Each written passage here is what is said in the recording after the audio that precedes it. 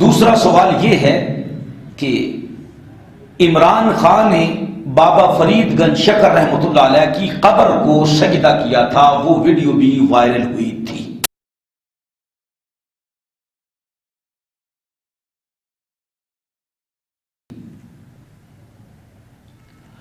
تو اس بارے میں حکم شرعی یہ ہے کہ سجدہ کی دو قسمیں ہیں، سجدے کی دو قسمیں ہیں، سجدہ تعظیمی اور سجدہ عبادت۔ سجدہ عبادت یعنی اللہ رب العزت کو ہم سجدہ کرتے ہیں، اللہ کی عبادت کرتے ہیں۔ سجدہ عبادت غیر خدا کو کرنا پہلے بھی شرک تھا، اب بھی شرک ہے اور یہ شرک ہی رہے گا۔ کرنے والا فوراً مشرک، کافر اور مرتد ہو جاتا ہے۔ اللہ رب العزت ہمیں اپنی پناہ میں رکھے۔ دوسرا ہے سجدہ تعظیمی۔ یہ سجدہ عبادت سے بالکل الگ ہے۔ اس کا حکم یہ پہلے شرعیتوں میں جائز تھا، جس طرح کہ حضرت سیدنا آدم علی نبینا علیہ السلام کو اللہ تعالیٰ نے علم سے نوازا، پھر اللہ نے فرشتوں کو حکم دیا کہ تم آدم علیہ السلام کو سجدہ کرو۔ بعض لوگ کہتے ہیں کہ جھک گئے، جھکنا رکوع ہوتا ہے، سجدہ وہی ہے جس طرح کہ سجدہ کیا جاتا ہے۔ حضرت سیدنا یونس علیہ السلام سے پہلے بھی، آپ کے بعد، یہاں تک کہ حضرت یوسف علی نبینا علیہ السلام کو آپ کے باپ نے، آپ کی ماں نے اور آپ کے 11 بھائیوں نے سجدہ کیا، یہ قرآن میں موجود ہے۔ نبی رحمت شفیع معظم صلی اللہ علیہ وسلم کو بھی صحابہ اکرام نے سجدہ کیا، لیکن نبی پاک علیہ السلام نے منع فرما دیا۔ درخت، پتھر، پہاڑ، حشرات الارض، بکریاں، شیر، بھیڑیے، یہ رسول اللہ صلی اللہ علیہ وسلم کو سجدہ کرتے تھے، لیکن نبی پاک علیہ السلام نے انسانوں اور جنوں کو اور فرشتوں کو اپنے تئیں سجدہ کرنے کا حکم نہ دیا، بلکہ جس نے کیا اس کو منع فرما دی، اس کو منع فرما دی۔ اور صاحب الاولاق صلی اللہ علیہ وسلم نے ارشاد فرمایا کہ میری امت میں غیر خدا کے لیے سجدہ تعظیمی بھی حرام ہے۔ حضور علیہ السلام نے ارشاد فرمایا اگر میں سجدہ تعظیمی کو جائز قرار دیتا تو میں عورتوں کو حکم دیتا کہ وہ اپنے شوہروں کو سجدہ کرے۔ لہذا ایک سجدہ عبادت ہے، غیر خدا کو کیا جائے گا تو وہ شرک ہے، وہ اور کفر ہے، اور ایک سجدہ تعظیمی ہے، وہ حرام ہے۔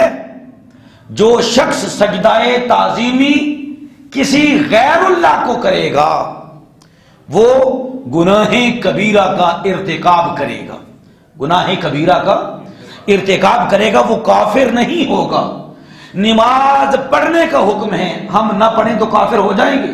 نہیں، بلکہ گناہ کبیرہ کا ارتکاب ہے۔ اسی طرح اگر کوئی کسی کو سجدہ کرتا ہے تو نہ وہ مشرک ہوتا ہے نہ وہ کافر ہوتا ہے، ہاں اسے سمجھایا جائے گا کہ حکم شرعی یہ ہے کہ تو کسی ذات کو، کسی قبر کو سجدہ نہیں کر سکتا ہے۔ اس کے بعد اگر وہ تائب ہو جاتا ہے تو اللہ اس کے گناہ کو معاف فرما دے گا، اور اگر وہ اڑ جاتا ہے، آگے سے دلائل پیش کرتا ہے، کم ذات بدبخت، اور یہ کہتا ہے کہ نہیں جی میں نے یوں کیا تھا، میں نے یوں کیا تھا، میرے دل میں عقیدت تھی، میرے دل میں محبت تھی، وہ کوئی بھی ہو اس کے لیے حکم شرعی ہے، اگر وہ جائز سمجھتا ہے تو وہ دائرہ اسلام سے خارج ہو جاتا، دائرہ اسلام سے۔ افسوس ہے علماء اکرام پر، علماء حق تو الحمدللہ فوراً فتویٰ دیتے ہیں اور دیا ہے، ہر مقام پر، لیکن اکثریت علماء کی جو دین کے نام پر کھا رہے ہیں ان کو کیا ہوا ہے کہ جب حق بات کہنے کی باری آتی ہے تو غریبوں کے لیے تو کہہ دیتے ہیں یہ شرک کیا، یہ بدعت کی، یہ ایسا کیا، یہ ایسا کیا۔ اگر کوئی امیر، کوئی صدر، کوئی وزیر برا کام کرتا ہے تو یہ خاموش کیوں ہو جاتے ہیں، یہ گنگے کیوں ہو جاتے ہیں، ان کو دین کا احساس کیوں نہیں آتا ہے؟ چاہے پاکستان کے مولوی ہیں، پھر تو الحمدللہ پاکستان میں تو بڑے بڑے ایسے الحمدللہ دین کے خادم موجود ہیں جو بر وقت ڈرتے نہیں ہے اور ڈٹ کر جہالت کا مقابلہ کرتے ہیں۔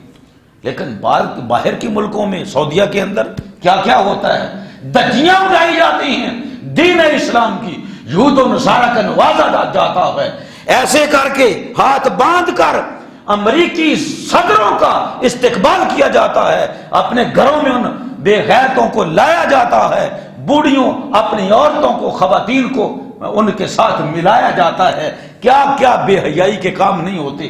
لیکن وہاں پر تو نہ کسی پاکستانی مولوی کو یہ توفیق ہوتی ہے، نہ وہاں کے کسی عالم کو توفیق ہوتی ہے کہ ان کا مقابلہ کیا جائے۔ کس طرح وہ مندر تعمیر کیے جا رہے ہیں عرب کی سرزمین کے اندر، اور افتتاح جو ہے، افتتاح وہ ان کے بادشاہ، ظالم بادشاہ ہیں، وہ جا کر رہے ہیں اور بدبخت پوجا کر رہے ہیں، لیکن مولوی خاموش ہیں۔ کیوں؟ اس لیے کہ ان کی منتریاں لگی ہوئی ہیں، وہاں پر سے ان کو ریال آ رہے ہیں، امریکہ سے ڈالر آ رہے ہیں۔ تو میرے عزیز دوستو، اللہ تعالی ہمیں دین حق پر سلامتی کی توفیق نصیب فرمائے۔ ہر حال میں جو دین اللہ کے رسول نے ہمیں دیا ہے اسی دین پر قائم اور دائم رہنے کی توفیق نصیب فرمائے۔ نبی پاک صلی اللہ علیہ وسلم نے ارشاد فرمایا تھا، اللہ تعالیٰ لعنت فرمائے یہود و نصارہ پر۔ کیوں؟ ارشاد فرمائے انہوں نے اللہ کے نبیوں کی قبروں کو، اور بعض روایات میں آتا ہے اللہ کے محبوبوں یعنی اولیاء کرام کی قبور کو سجدہ گاہ بنا لیا تھا۔ میرے بعد تم نے میری قبر کو سجدہ گاہ نہیں بنانا ہے۔ تو جیسے اللہ کہے، جیسے اللہ کا رسول کہے ہم پر لازم ہے، اسی طرح اللہ اور اس کے رسول کی اطاعت کرنا۔ اللہ تعالیٰ سے عمل کی توفیق چاہتی ہیں۔ وآخر